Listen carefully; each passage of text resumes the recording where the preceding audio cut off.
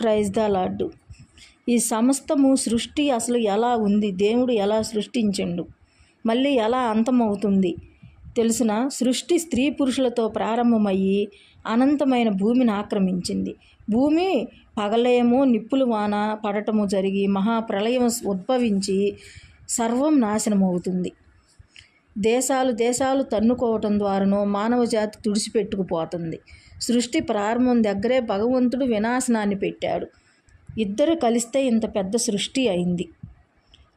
దేవుడు నరులు అందరు కలిస్తేనే ఈ సృష్టి అంతా అయింది. అంటే మగవాడు లేకపోతే భవిష్యత్తులో మగజాతి అంతరించిపోతుంది. స్త్రీలే ఉంటారు, సంతానం కలగదు. కనుక అలా మగవాడు స్త్రీ ఆడది అని చెప్పి ఇద్దరిని దేవుడు సృష్టించిండు.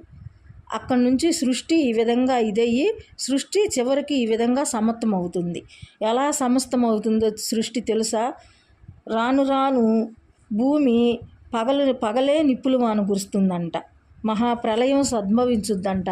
ఉద్భవించి సర్వం నాశనం అవుతుంది. దేశాలు తన్నుకుంటాయంట. మానవ జాతి అంతా విచ్చలవిడిగా ఎవరిష్టం వచ్చినట్టు వాళ్ళు అయిపోతారు. అరికాలు మొదలుకొని నడినెత్తి వరకు స్వస్థత లేకుండా పాపాలు పండిపోతాయి. సృష్టి ప్రారంభం దగ్గరే భగవంతుడు వినాశనాన్ని పెట్టాడు. ఇద్దరు కలిసే ఇంత పెద్ద సృష్టి అయిందన్నమాట, ఆడ మగ.